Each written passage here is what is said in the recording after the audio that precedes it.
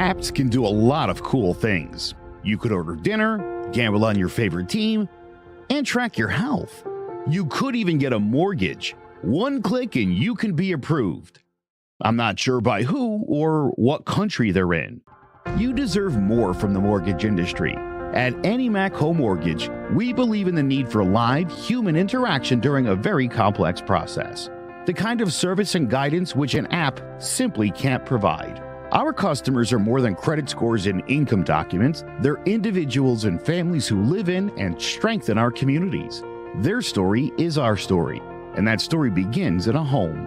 Chris Sawyer is an expert on providing superior customer service and in meeting the mortgage needs of current and future home buyers. With over 18 years of experience in the industry, Chris is able to help customers migrate through the home buying and home financing process by using his wealth of knowledge as a well-qualified mortgage professional. And best of all, Chris is located in Cromwell, Connecticut, where he has helped hundreds of clients in Connecticut, Massachusetts, and Rhode Island make their dreams of home ownership a reality.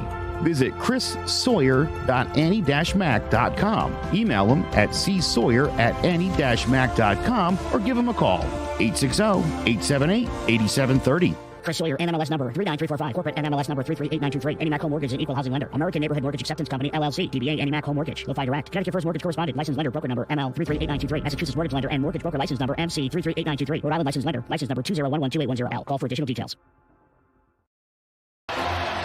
Jones on first down, wide open, it's Barkley, and Saquon Barkley will take it into the end zone. Your best ability is availability. Saquon Barkley, he's great when he's on the field, but the problem is since 2018, he hasn't been healthy for this team. Look at this, they lob it to him, he taps it in off the glass. How about that? Porter Moser, I think right now is the best coach of college basketball, hands down. Fins 2 for 3, he's done his part.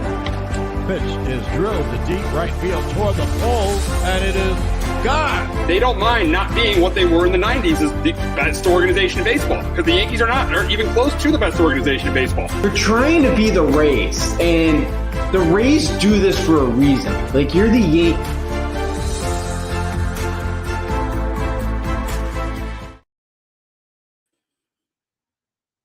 Sports Talk with R&J. I am Steve Risser, along here with Justin D'Onofrio, and we are here at Thanksgiving, one of the biggest holidays of the year. And when we talk about Thanksgiving, we got to talk about football. And we're going to start with the early game. We're going to start with the NFC North rivalry between the Packers and Lions, a rematch of a Week 4 game that the Lions won convincingly, 34-20. They dominated the Packers in the first half. They ended up hanging on to win that game. And I think it's going to be more of the same in this game. I think the running game of Jahmyr Gibbs and David Montgomery is going to control the game. I don't think it's going to be like last week for the Lions. I think the Lions will be ready to go this week. Last week they weren't. They were lucky last week to win that game. Yes, they came back at the end, but there's no reason that team should have been trailing the Bears. I know the Bears' defense has improved, but there's no way that team should have been trailing the Bears, 26-14 with 4 minutes to go in the fourth quarter. But Jared Goff brought him back. Didn't play well, but brought him back at the end, won that game. And they ended up winning at 31-26. But in this game, I think they control it from start to finish. I think they're able to run the football with Jahmyr Gibbs and David Montgomery. They're going to be able to throw the ball with Jared Goff. I think Jared Goff's going to throw a couple touchdown passes. And I think this defense is going to force a couple turnovers from Jordan Love. I know Jordan Love won last week, but look at who he's going up against, the coach that is going to be fired. So I think this is going to be a game where the Lions win. I think they win it by double digits. I got the Lions winning this game.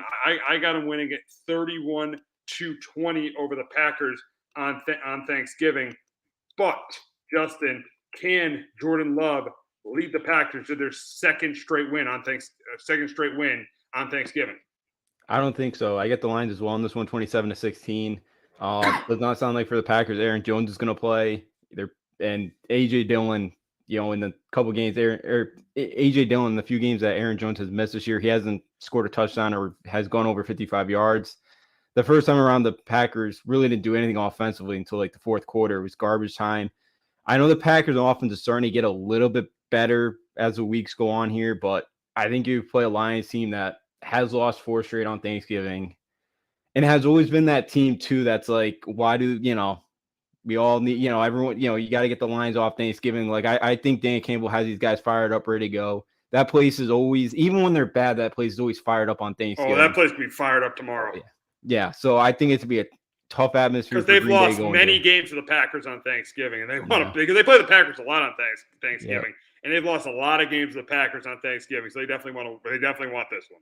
Yeah, absolutely. So that's why too. I think the Lions play a lot better this week. Yeah, they got kind of lucky last week with the Bears, and I think the Lions do come out in this one and win by double digits here tomorrow afternoon.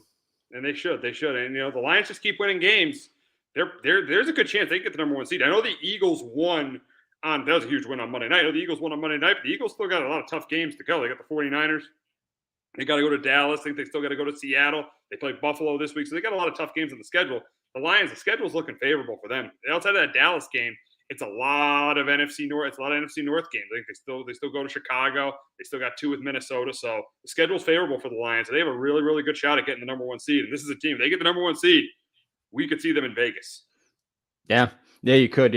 Absolutely. You get the Niners and Eagles go that place, and Detroit, that place would be fired up. Yeah, it's their best start since 1962. So, which is insane. So that fan base has been waiting for a season like this, and if they can get that one seed, because I know the Eagles are 9-1, but they really most of the year have not looked that impressive. Like it seems like they've been bringing like their B kind of C game. Like they haven't played their best, but they are the best team. They're right now. They have the best record in football. So no, they do. Yeah, I think you still got to give them credit for being. I know there have been games the Eagles haven't been completely impressive, but you got to give them credit for being 9-1. Oh yeah, absolutely. But I feel like we haven't seen them play their best yet. It's like there's been some games where they've kind of got lucky to kind of get out, and they got the Cowboys coming up again. Buffalo. We'll see if they kind of figure some things out. So I could totally see the Lions being there and and getting that one seed and controlling home field advantage. Yeah, I definitely could see it, and I definitely think they win tomorrow on Thanksgiving. We got another rivalry game, and that's in the NFC. The NFC East as the Commanders head to Dallas to face the Cowboys, and I think this is a game the Cowboys, another game where it's made to order for the Cowboys to win and win convincingly. I think they jump out to an early lead. I think the run game going with Pollard. I think Dak continues to stay red hot, and the criticism's got to stop for Dak Prescott. He's a top 10 quarterback. I know he's not great in big games, but he's a top 10 quarterback in the league. I think he does another big game here.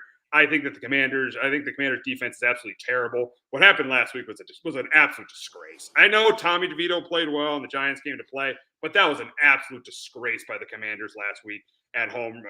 Ron Rivera is lucky he still has a job. I mean, that was 6 turnovers. Then the big plays they gave up defensively, that big play to Darius Slayton for a touchdown, the play to Saquon, with a couple big plays they gave up to Saquon Barkley, the big play to Daniel Bellinger. How are you giving up big plays to a Giants offense? If you're playing the Giants, you just got to play man coverage all game. But Jack Del Rio refused to do that, and he had to pay for it because they lost a terrible game to the Giants. Imagine where the Commanders would be if they didn't lose those 2 Giant games. They'd be right there. You're right there in the playoff race because Sam Howell hasn't played terribly this year. He really hasn't. Yes, he's had those 2 games against the Giants. It could cost him his job, but he hasn't played that poorly this year. And I think he doesn't play that poorly on Sunday. But the problem is I don't think this defense stops the Cowboys at all. I think this game is a little bit closer in the final score because the Commanders score a garbage time touchdown. So on Thanksgiving, I got the Cowboys winning 34-20 over the Commanders. But Justin, can Sam Howell pull off a huge upset win for the Commanders? I don't think so either. I get the Cowboys in this one 20-20. Howell, I think the key for them is kind of get rid of the ball quickly. He's been sacked 51 times. They've actually done a better job of that. Yeah. They're starting to, I think they're starting to kind of try to get the ball. But you saw in that Giants game when they got behind, it was a real problem for Sam Howell because he started to throw interceptions. Mm-hmm. Yeah. Because he was under pressure, so he started to throw picks. Yeah, and that's the kind of thing. Because, he's looked good. He's a 5th-round pick. But, again, coming out of that draft that year, I know he had a little bit of down years last year at North Carolina, but he was going in that year as maybe the number 1 pick, top 5. So, he's looked good. He's looked like a guy that you can kind of have confidence in of being your franchise quarterback. We'll see what they do. As Rivera's probably going to lose his job here very soon. I think Washington's going to be able to put up some points in this one, but as you mentioned, the Washington defense is not going to help them out much. I think they'll be able to go up and down the field like they have, and this is another team that's not great. Washington, they always show up, it feels like, for the Eagles. They'll sometimes kind of I know they didn't play well against the Bills, but it always feels like this is a game where the Commanders do get up and usually they fight do. hard They get up for and those keep it Eagles, close. and they never get up for the Giants. They don't get up for the Giants at all, but they get up for the Eagles and Cowboys. I'll give you that. Yeah, so I feel like it's one of these games. Now, maybe this is where they quit. Like they quit last week. Maybe this is where they quit this week. I could see them losing by 20, but one of these games got to be close. I feel like tomorrow. Maybe this will be the one here. So I'll go with Washington, kind of keeping it close here, but they won't beat Dallas.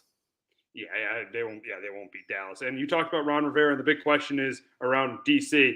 Will this be Ron Rivera's last game as Commanders head coach? I think it's going to be, especially if they get blown out. If they get blown out, I think it's definitely his last game. I think if they lose, it's a very good chance it's going to be his last game, because this team has made, really outside of that first season where they went 7-9 and snuck into the playoffs because the NFC East was so bad. This team has made no growth. They were 7-10 in 2021. They were 8-1 last year. Both those years they missed the playoffs. This year it looks like they're going to miss the playoffs again. This team has shown no growth in 4 years, and if you don't show growth in 4 years, you're going to get fired as a head coach in this league. So I think with the new ownership does not help him out at all. It doesn't help him out at all because they didn't hire Rivera. So I think if the Commanders lose this game, Ron Rivera will be fired on Black Friday. Yeah, I think it's probably trending towards that as well. I kind of thought Monday, but before the show we were talking, it is a short week. It's probably tough to do it then. But yeah, with the new ownership group coming in, and you would think too that they brought in Eric Bieniemy. Maybe they give him a couple weeks here to kind of see if they think he can be the next head coach or not. Gives you. I know you can't interview anybody like the second week of the playoffs, but it gives you time to kind of try to figure out who your options are. Kind of gives you time to really see who you want to be the next head coach here. So, I would think with the way this team. There's a little bit of talent, but this team hasn't gotten any better. I know they traded a couple of their key pieces on defense, but this team hasn't gotten any better. Rivera's only had like 3 winning seasons throughout his head coaching career or something. Like he hasn't been that great. So, and a lot of those with Cam Newton. Yeah, that was about it. So, I would think if they lose tomorrow and they lose badly, this probably the end of the road for Ron Rivera. And another reason why it should be the end of the road is he's a defensive head coach, and the Commanders' defense is absolutely terrible. So, that's another reason why it should absolutely be the end of the road for Ron Rivera.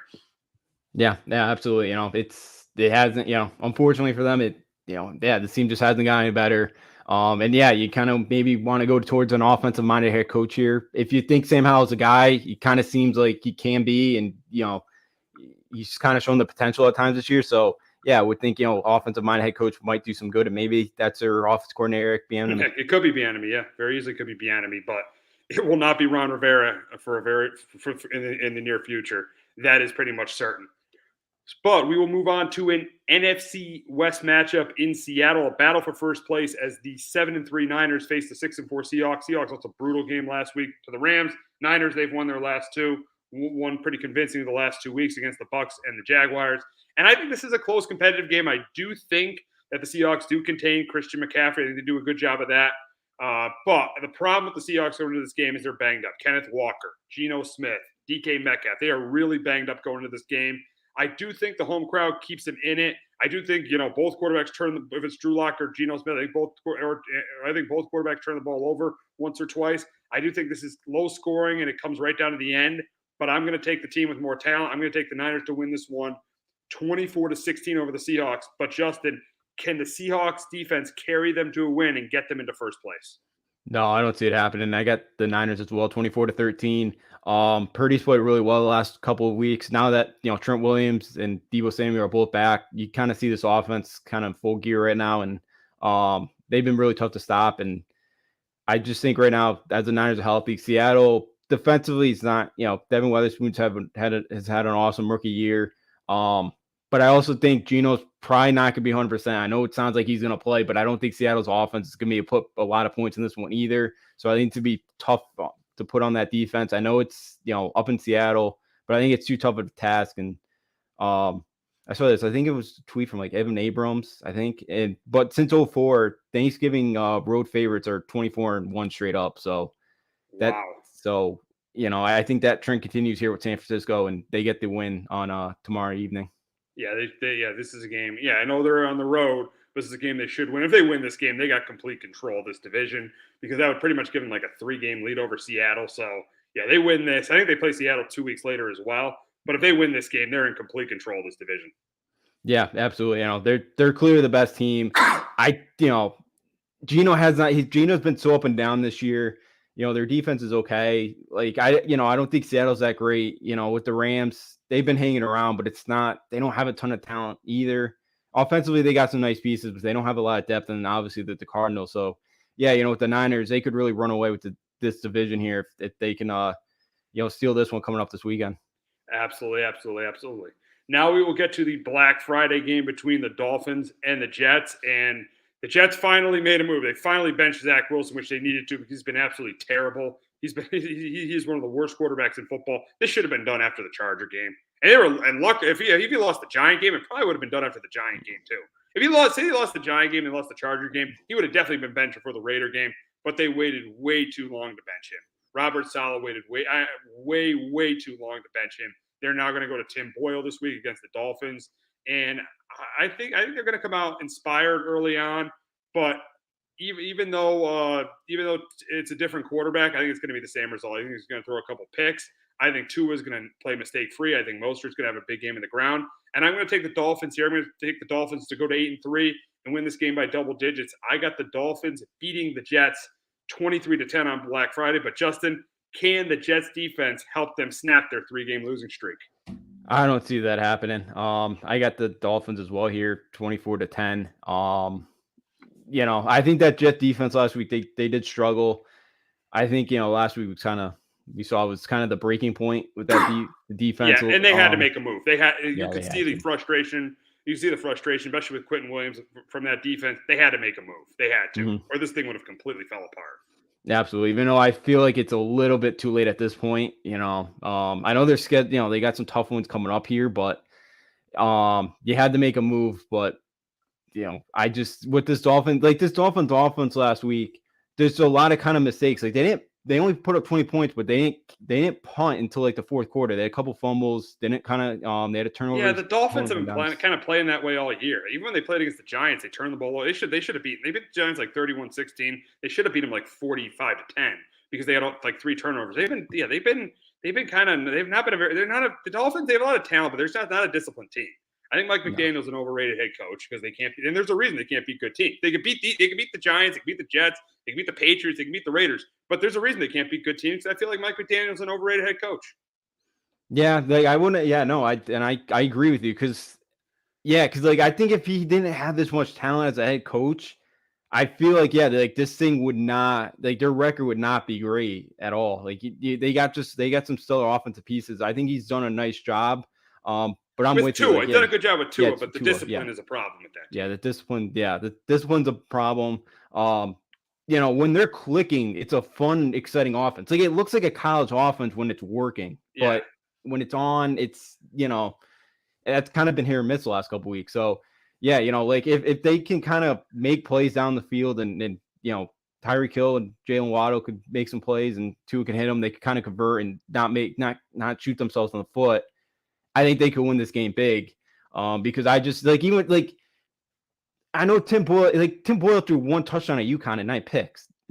Yeah. I don't understand. I mean, I know he was a great player in the state of Connecticut, 3-time state champion Xavier, but I don't get how he's still in the NFL. Tim Boyle. Yeah, I know part of the problem at UConn was Bob Diaco did not Bob Diaco would have punted on first down. Oh, he's garbage. Diaco was garbage. I think he did play better where did he play? Eastern Kentucky? He's cookie, yeah. He led them to the playoffs that year. I think they got bounced in the first round, but he played better than the FCS that year. So yeah, he's a hacky guy, and I think Rodgers really likes him too. So that's So he knows the system. So that could help. Yeah. So that could help. I just, he might be better. I don't know how much worse or better he could be than Zach Wilson. But yeah, maybe with this change, it helps that offense a little bit. But yeah, and most of their weapons haven't been great either. Like outside of Wilson, Alan Lazard's done nothing. The tight end, Conklin, guys like Lazard. Lazard was overrated anyways. I felt like Lazard was overrated, and a guy Rodgers made better. Conklin was average. Yeah, really, the only 2 good guys on that offense are Garrett Wilson and Breece Hall. But the problem is Zach Wilson is awful. He was awful, and they needed to make the move had to be made. I mean, or the thing would have splintered. But as you said, it's probably too late now to make that move. It should have been made after the Charger game. Yeah, absolutely. Should have, but they kept trying to tell everybody he looks really good and he's improving at practice. Stop. The thing is you're now back to where you were last year. We remember at Thanksgiving last year they benched Zach Wilson. Thanksgiving this year they benched Zach Wilson. They got to stop telling us how much potential Zach Wilson is, because he doesn't have the potential. He's terrible. No, yeah, he's not. And that BYU year, and I'm not trying to take anything away from him, but remember that was the COVID year, and BYU had a great year, but they didn't play anybody that year. Yeah. They played Coastal, and that was a close game, went down the wire. Yeah. But other than that, they didn't play anybody really great. Zach Wilson's got great arm talent. He's a great athlete, but other than that, there's not much there. So yeah, it's one of those where I think it kind of felt like maybe just felt like, okay, we could kind of make him kind of develop into a better all-around quarterback, but that just never happened. He's got the arm talent. It just couldn't all come together. Nope, not at all. And he's been a major bust. Probably one of the worst number 2 picks of all time. Just an absolute bust Zach Wilson has been. That whole QB class is not looking great. No. Yeah, with outside of Trevor Lawrence, it does not look great at all. And now, speaking of that QB class, the Pats will stay in the Meadowlands as our teams play each other this week. The Pats head to the Meadowlands to take on the Giants. And here's the thing. It looks like the Patriots have not announced a starter, but it looks like it won't be Mac. And I don't think it's going to be Mac Jones. No. I think it's definitely not going to be Mac Jones, even though I don't think all of this is Mac Jones' fault. And I think the best chance for the Patriots to beat the Giants this week is to play Mac Jones. It doesn't look like they're going to do it. It looks like it's going to be Bailey Zappi or Will Grier for the Patriots. The Giants are obviously going with the Jersey kid, Tommy DeVito. I think this is a close, low-scoring game. I'm going to tell you something. Tommy DeVito is not going to have the game he had last week. Even though Bill Belichick has probably lost his step a little bit, there's no way Bill Belichick is going to allow Tommy DeVito to have that kind of to throw multiple to throw 3 touchdown passes. That's not happening. And I think what Bill does is he's going to take away Saquon Barkley. He's going to double him in the pass game. So DeVito's going to have to find other guys. They're going to play man. The Patriots will play man coverage. They're going to play man coverage against the Giant receivers. So DeVito's going to have to try to win the game with his legs. He's got to try to win the game with Wan'Dale Robinson, with Isaiah Hodgins, Sterling Shepard. He's going to have to try to win the game. I don't know if Slayton's going to play. He's going to have to win the game with those guys. So I think this is going to be a really, really low-scoring game. But I think the difference in this game is I don't think DeVito is going to make as many mistakes as Will Grier or Bailey Zappi. I think this Giants defense is going to force turnovers, and that's going to cause short fields. I only think there's going to be 1 touchdown scored in this game. I think that touchdown is going to be scored by the Giants on a short field their defense creates, or even a defensive touchdown. I think there's going to be a lot of field goals in this game. I do think New England will get more total yards because I think they'll run the football better, but I don't think they're getting in the end zone against this Giants defense. I think this is a really, really low-scoring game, but I'm going to take my team to win their second in a row, not because I'm buying into Tommy DeVito, just because I just think they're the better football team. I think they're a better team than the Patriots overall. I have a better roster than the Patriots. And I think the quarterback, with Mac Jones being benched, I think the quarterback play is pretty even. And I think the Giants have the better roster, and they're at home. I know the Patriots are favored, but I think the Giants have the better roster, and I think the quarterback play is even. So I am going to take the Giants over your Patriots 16-12. But Justin, can the Pats bounce back from their game in Germany and get their 3rd win of the year? I would hope we don't lose to Tommy DeVito. I got the Pats 17-10. I don't know who's going to start at quarterback, but I hope with Bill with 2 weeks to prepare for Tommy DeVito, I hope we don't lose this game. You got 2 weeks to prepare for this guy. I'm with you. I don't think it's Mac. Yeah, you don't even know what Bill's did though that first week. I don't know if he did much preparation that first week. We'll see. Yeah, who knows? I don't know. He might have been talking with the agent to see what might be available to him in a couple weeks. Probably looking at houses in LA, probably. Yeah, that'd be a nice spot for him. Go retired, after a couple years. But yeah, look, and if Will Grier starts, you know how much tape on Will Grier here. I don't, even that. I'm hoping it's Will Grier. I've seen enough from Zappi. Grier's not going to be our franchise quarterback, but I haven't really seen him. So the NFL level, so give him a chance to go out there. I think this defense plays well this week. Yeah, I think this is going to be. I wouldn't be shy if both teams turn the ball over 3 to 4 times. I think this could be a game where both teams are in the single digits. This could be a 9-6 game. or like Yeah. a 10 to like kind of similar to the Giants game against the Jets, where it's like 10-7. This game is there isn't going to be much scoring in this game. No. Will be more points this week in this game or Iowa, Nebraska? That over under is 25. That's 25. I think this one's 33 and a half. Yeah. So these two will be very, very ugly football games. It'll be hard to watch this one. Will admit, but I'll be there. I'll be at the game. Yeah, that's hopefully night. Well, not at least it could be where it could be 30 and snowing and just exactly. It'll be nice 40-degree day. It's not bad for the end of November. It could be worse. So we'll see how packed that place will be Sunday. So I don't know how many Pats fans will be there because I know Gillette the next few weeks will be interesting what they get for a crowd. Yeah. But look, I think the Pats run the ball well enough. I think they kind of control the game, with the clock and just kind of run the ball. They did well against Indianapolis during last game. Look, they I know Indy's defense isn't great. They were driving the ball. Mac had that end of the game bad interception. Like they could have won that Colts game. I thought the defense played well against Indianapolis. I think this defense is gonna play well. I think they're gonna play hard. Look, DeVito had an awesome week, but I think with Bill, I think they figure it out, and I think they keep the Giants off the. It'll be hard for both teams to score, but I think the Patriots defense does enough here, and I think the Pats find a way to win this one and move to 3-8. Going to be an interesting game. It's going to, the Giants and Pats usually play close games. I think this one's going to come right down to the wire, but I think my team's going to get the win, get their second straight win. You think your team's going to win? We'll see what happens on Sunday.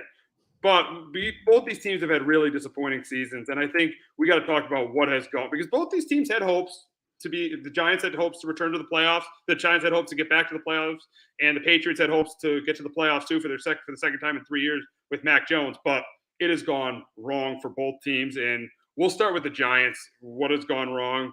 Why things have gone wrong for the Giants this year? And I'll start. Number one, and first and foremost, is the regression of the offensive line. The offensive line has been absolutely pathetic. Yes, Andrew Thomas has missed time, but this offensive line has been absolutely pathetic. One of the worst, or it could be the worst in football. Even last week, I know some of those were on DeVito, but he got sacked 9 times. This offensive line has been terrible for a decade. Probably the biggest reason why this team has been so bad for a decade. The offensive line has been absolutely pathetic this year. Joe Shane did not improve it, and that is on him. That is on Joe Shane for not improving it. Number two, not getting a pass catcher that you could rely on third down. The guy they went and traded for was Darren Waller. The problem with trading for Darren Waller is the guy can't stay healthy. And that has been, and guess where he is now? He's on IR.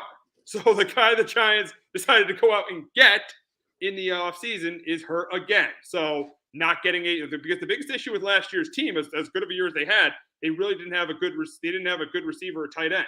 But they went out and got Waller. That hasn't worked. I know Jalen Hyatt has, shown some promise, but really there hasn't been a receiver that's really stepped up to become a number one receiver either. So that is another issue why this Giants season has gone the way it has. Number three, what happened this offseason? I was a proponent of franchising Saquon and signing Daniel Jones because I felt like Daniel Jones would turn into a franchise quarterback last year, but I was wrong about that because Daniel Jones, when he played, looked anything but a franchise quarterback. I know the offensive line was terrible, but Daniel Jones was as well. That pick 6 against Seattle was flat out inexcusable. That cannot happen. Losing 40-0 to the Cowboys on opening night, that is pathetic. That cannot happen. I mean, it just, and then obviously he gets hurt. He ends up getting hurt in the Miami 5 games in, and then he gets hurt in the Raider game. But when he was on the field, he did not play well this year, and he was making 4 times as much as Saquon Barkley, who, yes, he has trouble staying healthy. I get it. But when healthy, he's one of the top running backs in the league. He wasn't asking to reset the market, and the Giants refused to give him $1 or $2 million to give him a long-term deal. So they ended up franchising him, and now they're in a mess because they're stuck. They have $69 million in dead cap next year with Daniel Jones. My other reason, Daboll has not been as good. Bad decisions, terrible decisions in the Bills or Jets game. When you're down near the 1 yard line with no timeouts in the Bills game before the half, do not even have a run play as an option. A run play should not have been an option in that situation. They should have kicked the field goal, went up 9-0. The problem is they didn't, and they ended up losing that game. A game they very, very easily could have won against the Bills. And because they would have kicked a field goal there, they probably would have kicked a field goal at the end and won it. And then the worst decision Daboll made all year was he didn't go for it on 4th down against the Jets. He tried to Graham go out there hurt, and they lost a terrible, terrible game to the Jets, which pretty much ended their season in week 8. And lastly, the defense has just been inconsistent. They've had their games against the 2 Washington games, the Jet game, the Bills game, where they played well, but they've also had the games against the Dolphins and the Cowboys, who've given up over 500 yards of offense. So the defense has just been too inconsistent. Justin, this is why I think things have gone wrong for the Giants. Why do you think things have gone wrong for the Giants this year? Yeah, I agree on most of your points. One for me was the offensive line. And yeah, I know you mentioned it's been a thing for a decade that, has been a problem you guys have been trying to fix, and it still hasn't panned out at all. And, and I think that hurt because, Daniel Jones has kind of been banged up now. Then you had Tyrod Taylor's, who's hurt too now. Like, the O-line's been so bad. And look, and I know offensive line play is like down throughout the league, but like if you can just get a mediocre offensive line that could just give your quarterback like 3 seconds or so to just let you kind of just give them enough time to find somebody, I think you'll do okay in this league. But and that's been the huge one. Yeah, Dable too this year. Just the decision making just been. Yeah, like last year he was so aggressive, and it was like it was like last year he kind of knew like, all right, if I like the week 1, I got nothing to lose. I got nothing to lose. Nothing to lose. Now it's like, man, like I can't, now it's like, yeah, he's kind of, like a lot of some of these coaches, you just, again, I feel like when coaches try to be conservative, that's when they lose. Like when you're trying not to lose, that's when you lose, especially with these offenses nowadays, college and NFL.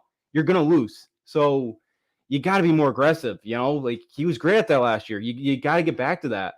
The other one, yeah, the defense, the consistency this year, like like Thibodeau's, like, I think the one kind of takeaway from a good point is Thibodeau's up 10.5 sacks. Like, yeah, he's quietly. definitely been improved. He's definitely been improved. Him and Lawrence, they've definitely been improved this year. The problem is they don't have another rusher on the other side, and they traded Leonard Williams. So they got half of the defensive line. They just need another better tackle besides Lawrence. They need another edge rusher because Ojulari just can't stay healthy at all, and Jihad Ward sucks. Yeah, that, so yeah, they can get that other side down this offseason. Yeah, you're in great shape. Like that's one takeaway from a good standpoint from this season. But yeah, the defenses, yeah, it's been very consistent in the year. That's been another key. And I know it's tough when this offense right now is just, by, looking at statistically, it's pretty much across the board the worst in the sport. And it's tough awful. It's tough to put defenses in that type of situation where you got to kind of keep teams in the low 20s, high teens every week. It's just not possible. So it's a lot, but I think the defense is starting to get a little bit better each week, which is a positive. And then, yeah, the off season too. I kind of brought up a couple weeks ago, like if they could have just figured out the Saquon stuff, you could have just thrown him a couple extra $1 million. You could have franchised Daniel Jones and kind of had this year be the one to kind of see if he's the guy or not. Obviously, now that he's hurt, you kind of go, okay, then this offseason you could have just let him go and, could have started from scratch. And as you mentioned, you could have saved yourself $69 million in a cap hit. So, I think that also kind of messed some things up this offseason as well. And then kind of the last, and then actually I wanted to go back to the off because with the receiving core is my last point. With the Waller kind of acquisition, yeah, that again, like he's a very talented tight end, but yeah, like he's not. Yes, he's got to be on the field though, and he hasn't this year. And I feel like with Jalen Hyatt, it's tough to kind of use him because he's a deep route guy. But if your offensive line cannot give your quarterback any time, he's useless. It's useless. So, again, if they could rebuild the offensive line, get a quarterback that could kind of get him the ball and he can get downfield because he's going to beat a lot of these corners one-on-one down the field. So, I know he's made some nice plays this year and he's kind of shown you a little bit of something, not enough. But obviously, if you get that offensive line fixed, you get a quarterback that can get on the ball and get some time. I think he'd be a very nice piece, and I think he'll turn out to be a nice draft pick. But yeah, for the Giants, it's a lot kind of gone wrong after such a promising year, but it all went south at the beginning of that Cowboys game week 1. Absolutely. Now moving on to the Patriots, why things have gone wrong this year for them. I think it doesn't even go back to this offseason, to the last offseason. I think it goes back to the offseason before, where they made the playoffs and they didn't improve at all around Mac Jones. I mean, they pretty much, after they made the postseason in 2021, in a very important year for Mac Jones, year 2 was supposed to be a very, very important year for Mac Jones. They acted like Tom Brady was still the quarterback. They didn't give him any. The one thing they did was traded like a 7th-round pick for Devontae Parker, and Devontae Parker's been absolutely terrible with the Patriots. So yeah, they didn't give Mac Jones any weapons on offense. The offensive line regressed because they ended up trading. It has regressed the last 2 years. They never improved that either. So they really never gave Mac Jones any weapons around him. And then one of the worst moves they made, and I think this might have been the move that probably ruined Mac Jones, is they hire Matt Patricia and Joe Judge to be the offensive coordinators, which was, I know they ended up winning 8 games last year, but it was disastrous for Mac Jones' development. And then they bring in Bill O'Brien, but by that point, they bring in Bill O'Brien, but the problem is, again, they don't give Mac Jones any weapons. They just hire an offensive coordinator and they give Mac Jones no weapons when they had a great chance to get DeAndre Hopkins, and embarrassingly, they were beat out by the Tennessee Titans. So the biggest reason is what they failed to do around Mac Jones. And I know Mac Jones hasn't been good, but they set him up to fail worse than I think any team in this league the last 2 years. The Patriots, they completely set Mac Jones up to fail. And another reason why this team has gone the way it has is I think Bill Belichick just hasn't been as good these last couple of years, especially this year. And I think the one game that really illustrates that Bill Belichick was not as good was that Commanders game. Letting Sam Howell have a big game, and then the jumping off sides on 4th down. That is just inexcusable. I think it's just Bill. I think he's still a pretty good coach, but he's not at the coach he was. So I think that's another reason why things have gone wrong. So really, it's Bill as a general manager has been absolutely terrible. Putting Mac Jones putting Mac Jones, pretty much setting Mac Jones up to fail, and just Belichick not being as good as he once was. So those are the reasons why I think things have really gone south for the Patriots. Yeah, I'm gonna go to your first point. I think you're spot on all of that there. And yeah, my first one, the offense of Mac Jones. Yeah, like his rookie year, again, for a while there, he looked like he could kind of be the rookie of the year, and he was all. And the funny thing is, he might be benched. He might still be the second best quarterback in the draft class. New England has just put him in such a terrible position to succeed. Yeah, they did. They did. You go back to Patricia last year. Like I think he's broken. Like I don't know if you heard the press conference after the Colts game. Listening to him, he sounded like a broken man who was about to cry. Benching him before the last series was just a horrific coaching move there by Belichick. Yeah, because that last pick he threw, like you could just see he was aiming that football. I think that is how broken he is. That he's got no confidence in himself right now. I know he keeps saying the right things that he does. I don't think he's got any of that right now, and I think that goes back to last year with Patricia. Devontae Parker was a healthy scratch against the Colts. A healthy scratch with this weapon core, with this core. That says a lot about where Devontae Parker's at the moment. So, yeah, last year didn't help. The offensive line is not great. Mac hasn't played great. It's regression. And I know I was hoping Bill O'Brien coming back was going to help him out, but they didn't do much. Like you got Mike Gesicki. He made a couple catches last week against the Colts, but other than that, he's done nothing. You're pretty much getting Dolphin rejects, Mike Gesicki and Devontae Parker. Those have been the two guys you got for Mac Jones. Guys that a great offensive team didn't want anymore. Yep. Then you got Tyquan Thornton, your 2nd-round pick from last year. He's a speed threat, but he doesn't know. I don't think he knows what he's doing on his routes. So that doesn't help. DeMario Douglas has been great in the 6th round. Like he's been he's been a very nice draft pick, but it's tough to rely on a 6th-round pick every week to kind of pick you up when you need a play. Elliott's been a nice pickup. Stevenson's been good, but the offense is this offense stinks, and it's these bad. These are probably 2 of the worst offenses in football, and that's why that's really the reason. What's happened with both these offenses is probably the biggest reason why they're as bad as both teams are as bad as they are. Yeah, absolutely. And I know offense is kind of down throughout the league this year, but these two Giants and Patriots it's especially down, and quarterback plays mostly it, and it's just it's been bad. And so for the offense, it's been a regression with Bill. Yeah, I still think he's up there. Like, he's still one of the better coaches. Like, I think any other organization would love to have him this offseason. Like, we've talked so many times. He can't be a GM anymore. Oh, God, we he's know a that. terrible general manager. Terrible. That's bad. But yeah, like the discipline stuff this year has been a lot different. And like you mentioned, the special teams this year has been awful. Like, that's something I really haven't seen from this team in a while.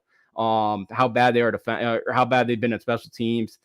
It's just been, so that hasn't helped. Their drafts hasn't helped. Some of his signings they have not worked out. Defensively, they're not bad. They lost again. Christian Gonzalez. They lost two of their best defensive players. Yeah, and Gonzalez, it's like a good pick. They're not. Yeah. No, their defense would be top 10 if they had those guys healthy. But their offense is an outright disaster. Yeah, and that's the problem. And it just, that's the problem. Their offense just the last 2 years has been pathetic. I couldn't imagine their offense would be worse this year than it was last year. Like, I didn't think it could get any worse. And it is. It is. Yeah. It is. Yeah. And that's the sad thing. And yeah, that's why at this point you just gotta everybody's got to go. And I think that's what happened. And yeah, like, it's been disappointing. I thought they could win about 8 games. Maybe they could sneak in, and especially because like the Bills have been down this year. I know, we've talked about the Dolphins. The Jets are obviously not as good. Yeah. Like, I don't think, their offense was halfway decent.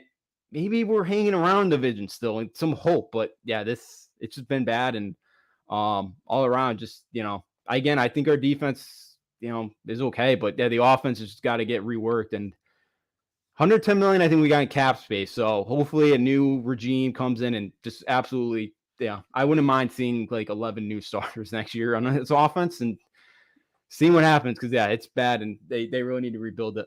Yeah. A lot of changes have to be made in New England in the offseason, but we are going to move on to a big game this week. And that is between the Bills and the Eagles. And I think this game is going to show you how both seasons have gone. I think this game is going to be close. It's going to be competitive. I think Jalen Hurts going to have a good game. I think DeAndre Swift's going to have a big game on the ground. I do think Allen will turn the ball over once, but I do think he'll play better in this game. I think he'll play well. But I think it's going to come right down to the end where it's Josh Allen with the ball against the Eagles defense, and it's going to be how the season's gone. Josh Allen doesn't get it done. The Eagles defense does, and that's why I got the Eagles going to 10-1, beating the Bills 27-23. But Justin, can Allen carry the Bills to an upset win in Philadelphia? I don't think so. I got the Eagles as well here, 28-24. I thought the Bills' offense was a little bit better last week. We'll see how much they've really improved. You're going up against an Eagles team this week. I thought they kind of gave Allen a couple more design runs last week. And I think Allen's gonna be able to make some plays through the air because the Eagles secondary is not great. I think they're gonna struggle a little bit trying to get the kind of run the football. But through the air, I think Diggs is gonna have a nice day. I think they'll be able to kind of keep up with this Eagles team here. But I think, for on the other side of the ball, I think for the Eagles, I think they're gonna be able to kind of score against this defense, and I don't think they're be able to put up enough points to kind of keep up here with Philly. And I think even on a short week after a physical game against Kansas City on Monday night, I still think the Eagles at home they find a way to go 10-1. The big question is, if the Bills win this game in Philly, are they back to being Super Bowl contenders? And I say absolutely. I say if they win this game in Philly, you got to put them in the mix with the Chiefs, with the Ravens, with the Jags, with the Dolphins. You got to put them in that mix because of look at what's happened in the AFC. Joe Burrow out for the year, Deshaun Watson out for the year. Those were 2 Super Bowl contenders that are no longer Super Bowl contenders anymore. Both those teams can still make the playoffs, but those are 2 Super Bowl contenders that are no longer because of what's happened with their quarterback. So if the Bills win this game, I think you got to say they're back to being Super Bowl contenders. Yeah, even with all the injuries they have defensively, I think, because as you mentioned, with all the injuries right now in the AFC, like it's wide open. Like I know the Chiefs still have Mahomes, but if a wide receiver can't catch the football, it's kind of tough to win. We'll get to that. Yes. Yeah, we'll get to that. That was terrible. Juju Smith-Schuster had the game. Mark Valdez-Scantling had the game in his hands on Monday night and dropped the ball. Yeah, so the Chiefs are so good, and thank God for their defense this year because the Browns have scored more points than the Chiefs this year. How crazy it sounds, it's true. So I think you have to, even though I'm still not. Maybe if they go to Philly this weekend, maybe I'll be more higher on them than I am still. Again, their offense still put up points. It's just can Allen not turn the football over? That's a huge thing. If he can kind of play a clean game, then yeah, they could kind of, they got a great chance to, be right back in that kind of AFC mix. So, Absolutely. Oh yeah, what were you say? yeah, I was just say, yeah, they'll be, if they win this week, yeah, they'll be right back in that mix there to kind of, finally try to get over that next hump there to try to get back to the Super Bowl. Absolutely, absolutely. Huge game for the Bills this week in Philadelphia. But we got an AFC North matchup in Cincinnati as the Steelers take on the Bengals. Steelers this week, yesterday, fired offensive coordinator Matt Canada. I think it'll make a little bit of a difference. I don't know how big of a difference it is because let's be honest, Kenny Pickett's got to step up. Kenny Pickett's not been good this year. He's not been good this year. I mean, the reason they're 6-4 is they've had great coaching and their defense has made stops at the end when it's needed to. So I think this is going to be a close competitive game. But I think the difference in this game is the Steelers will be able to run the ball better than the Bengals, and I think and Pickett will turn the ball over less. That's why I got the Steelers winning this game 20-13. But will firing Canada help the Steelers offense? Is that going to happen? Will the firing of Canada help the Steelers offense? Maybe play calling wise a little bit because there's no creativity to that offense. But other than that, you mentioned it. Like Pickett's just not very good, and I think the Steelers will win this game 17-13 because I think their defense is going to carry them to another win, which seems like that's kind of the thing every week with the Steelers. This season, or at least the last couple. But like they had one, like they outside they had one really good play last week, and that was a 74-yard touchdown run by Jalen Ward. Warner, and that was about it. That was it. That's pretty much all they did. Yeah, so again, yeah, Pickett's he hasn't been great.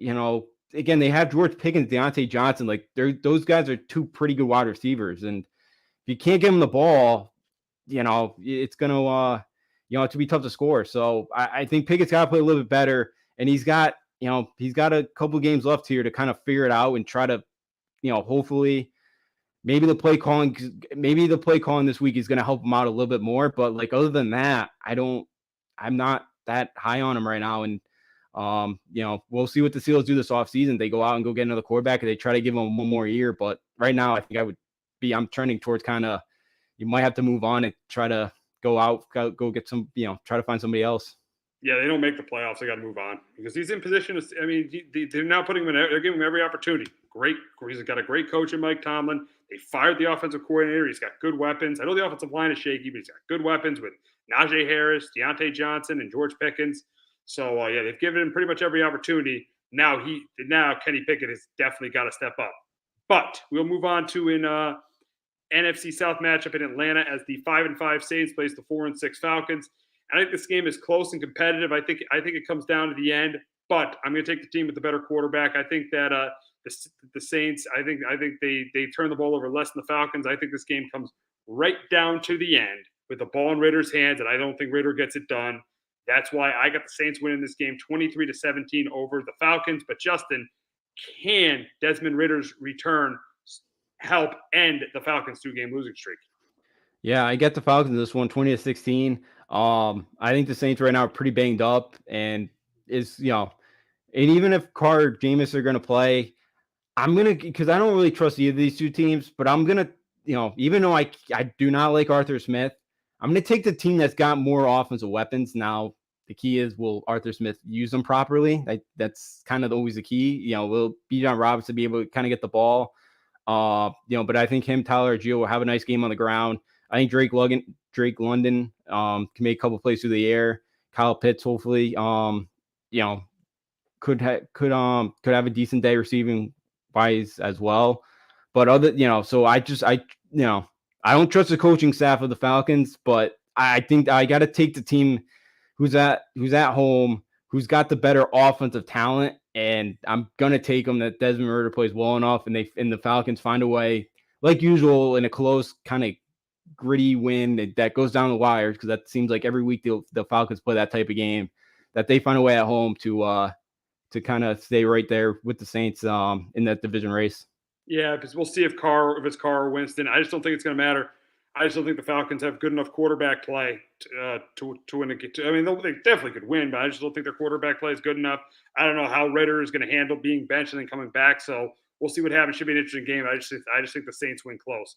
But we'll move on to an AFC South matchup in Houston as the Jaguars take on the Texans. It should be a fun game. You got two quarterbacks that are going to be really good quarterbacks for the next decade. Both these teams have their quarterbacks for the next decade. We're going to see a lot of matchups between CJ Stroud and Trevor Lawrence in the future. So I think this is going to be a fun game. I think it's going to be a game that's up and down the field. But I'm going to take the quarterback that's going to make less mistakes, and that's going to be Trevor Lawrence. I think he throws a couple touchdowns. I do think Stroud throws a couple touchdowns. But you saw it last week. Stroud is prone to turnover. I think he turns the ball over a couple of times. I think that's the difference in the game. That's why I got the Jags winning this one 31-24 over the Texans. But Justin, can CJ Stroud get the Texans into first place in the AFC South? Who thought we'd be saying that before the season started? Yeah, it's crazy to think about, but I got the Jags as well here, 27-24. I think they're going to be able to put up enough points here. I know the Jags offense has been very inconsistent this year, but I felt like that first meeting, the Jags kind of went up and down the field. I think they turned the ball over once near the red zone. They had a fumble in that one. I think the Jags are going to be able to make some plays against the Texans defense, the secondary, who's given up some yards the last couple of weeks. So I think Jacksonville is going to have some success through the air. I think Stroud is going to play well. They're going to put points. Tank Dell in the first meeting had 145 receiving yards. He looks like he's going to be a really nice wide receiver there. And, DeMarco Ryans and that staff has done a great job putting this team in this position. CJ Stroud's been awesome this year.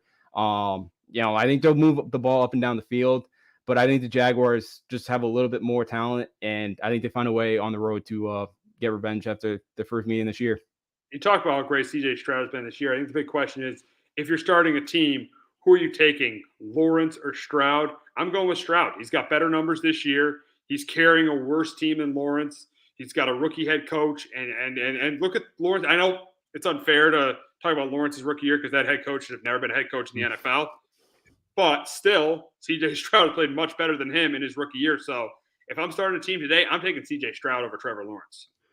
Yeah, I'm with you. I'm going to take Stroud as well because, I know you mentioned it, but that 3 turnovers last week, I think that's something first couple of years. I know Lawrence has been a little bit better this year, in that, but, Stroud's done a really nice job kind of protecting the football this year. And, he's got a kind of, Stroud's had a worse team. They've had a couple of guys, like Dell's really stepped up.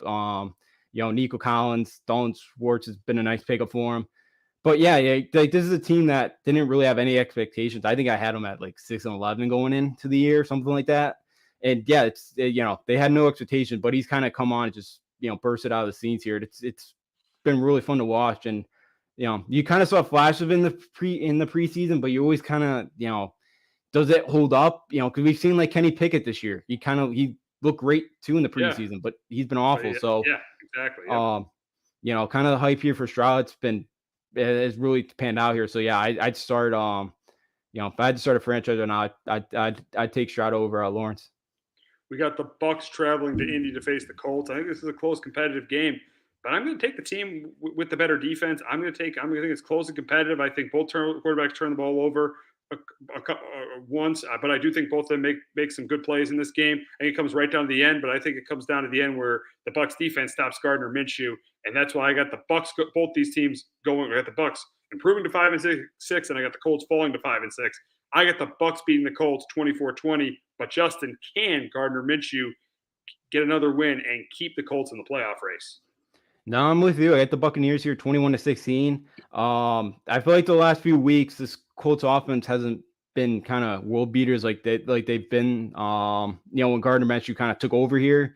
And I feel like too, the defense has given up a lot of rushing yards the last couple of weeks. I think the Pats ran for 150 on them back in Germany a few weeks ago. The Panthers had pretty good success running the football against them. I think Baker, so I think Baker will make enough plays in this one. I know they haven't ran the ball well at all this year, but I think in this week, I think they'll run the ball well enough in this one. I think they kind of keep the ball away from Gardner Minshew. I think he'll make a mistake or two in this one, and I think the Buccaneers find a way to go 5-6. You got a matchup in Tennessee as the Panthers take on the Titans, two teams that are out of the playoffs. I think the Titans win this game, though, because I think Derrick Henry has a big day on the ground, and I think that Bryce Young makes a couple of mistakes. I do think he makes some plays against the Titans defense, but in the end, I got the Titans winning this one 27-20. Justin, who you got?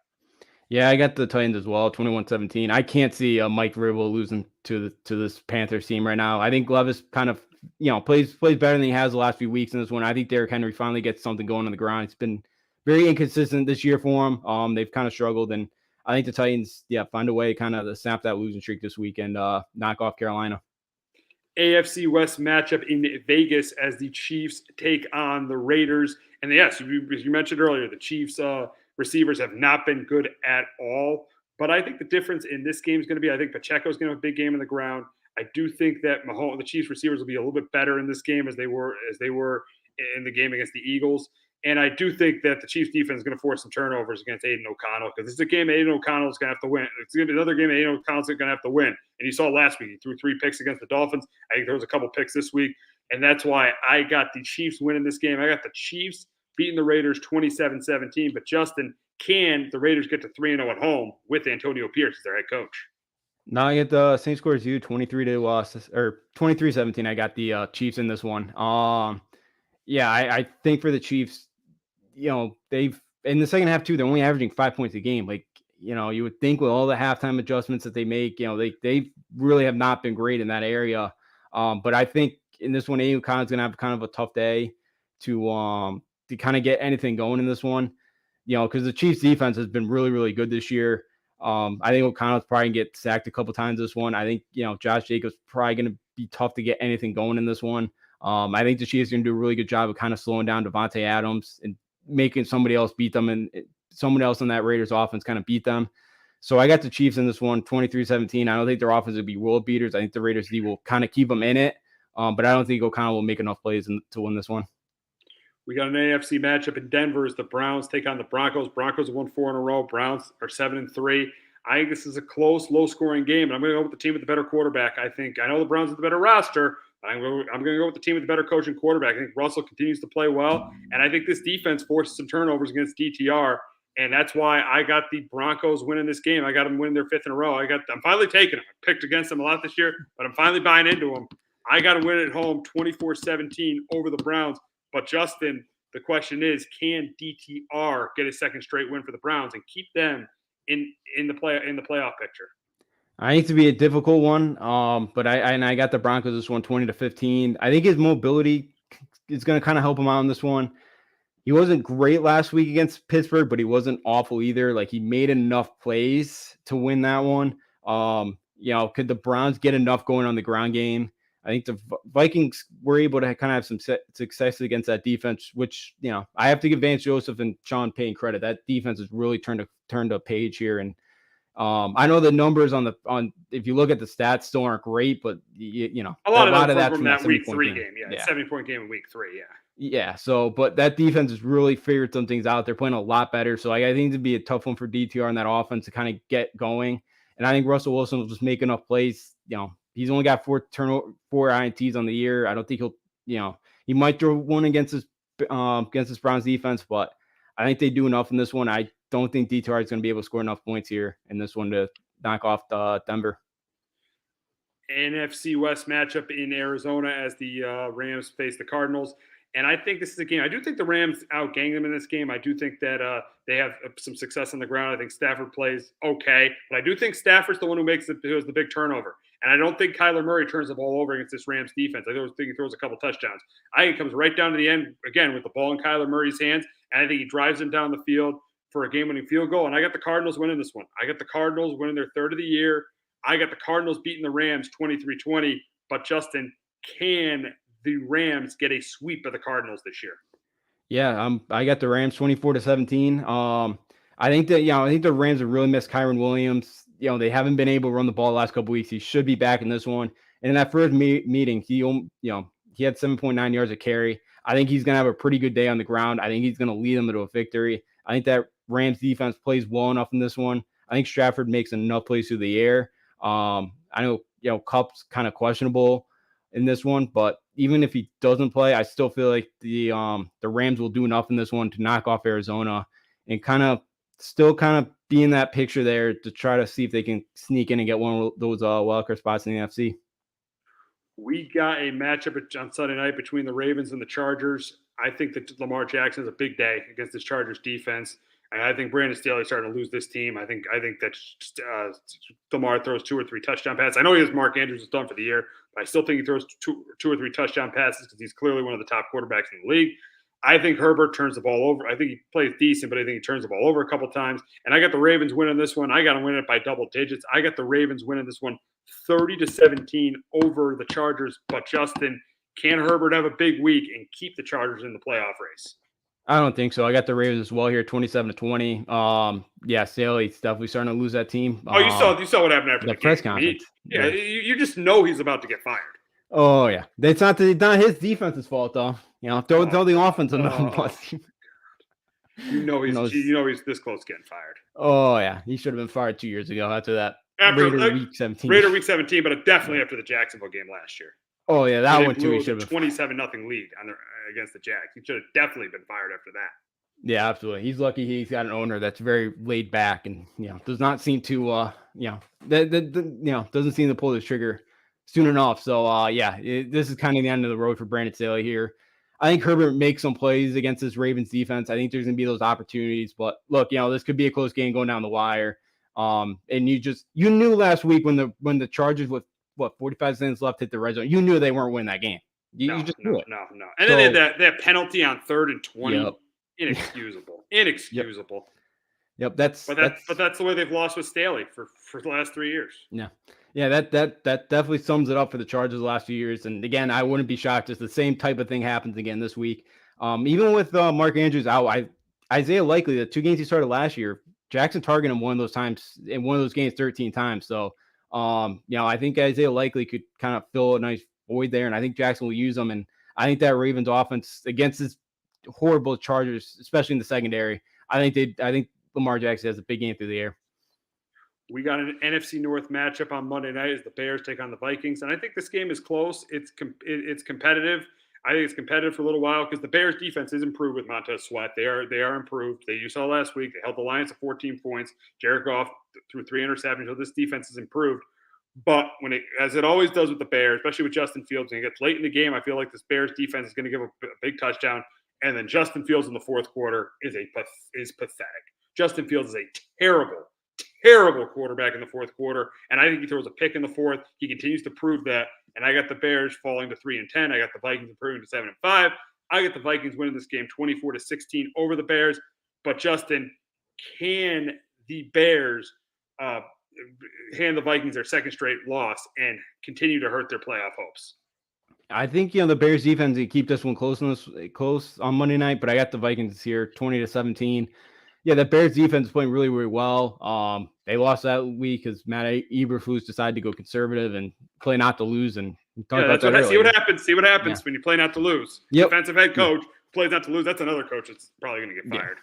Oh yeah, that's another one who they're the Bears owner. You want to kind of get those picks. You might want to just let them. You might want to go hire Jim Harbaugh. You might want to go hire. I don't know why. I don't know why. Mike Greenberg said this week. I don't know why the Bears let didn't just get Jim Harbaugh and hire him after that game. Yeah, I don't know. Especially yes, they should have. See Hector's comment here. Do you think the Vikings have a fighting chance to win the North? I know they played the Lions twice, but they're not as good as the Lions. You saw last week that Joshua Dobbs is okay, but he threw a horrific interception in the fourth quarter last week. No, I just don't think they're going to catch the Lions. I know they still have 2 games with them, but I don't think they're catching the Lions. Yeah, I'm with you. I think it's going to be tough because I'm looking at the Lions schedule. Like, they got the Saints still on the road. They got the Bears on the road. They got Broncos at home. You mentioned Vikings twice and Cowboys on the road. Like, I think the Lions, unless they kind of slip up there against the Bears or the Saints, for the Vikings, they got still the Raiders at Cincy, the Lions twice, Packers. Like, I think, I think the Vikings could kind of close the gap there, but I think the Lions are the better team, and I think they'll figure out a way to win that division. I don't think they're going to lose that lead to the Vikings over in that division. Yeah, absolutely. There's no way they lose that lead to the Vikings. There's no way they lose that they catch the Lions. There's no way the Vikings catch the Lions. Yeah, I'm with you. I don't think they will. So, I think the Vikings will keep it. I think the Vikings find a way this week to kind of win it. But I still don't think. I think the Lions win 2 this week, and that's why I think it to be tough to kind of catch them it's right now behind 3 games, even though you got 2 of them left. You would have to sweep them. I don't know if they're going into Detroit there and getting a win. They're not going to Detroit and getting a win. But that's going to wrap it up this week on Sports Talk with R&J. No. That's going to wrap it up this episode of Sports Talk with R&J. But we have another episode in about 10 minutes where we will be talking about the humongous game between Michigan and Ohio State. So make sure you tune in for that. Jones on first down, wide open, it's Barkley. And Saquon Barkley will take it into the end zone. Your best ability is his availability. Saquon Barkley, he's great when he's on the field, but the problem is since 2018, he hasn't been healthy for this team. Look at this. They lob it to him. He taps it in off the glass. How about that? Porter Moser, I think right now is the best coach of college basketball, hands down. Fins 2 for 3. He's done his part. Pitch is drilled to deep right field toward the pole, and it is gone. They don't mind not being what they were in the 90s as the best organization in baseball, because the Yankees aren't even close to the best organization in baseball. You're trying to be the Rays, and the Rays do this for a reason. Like, you're the Yankees.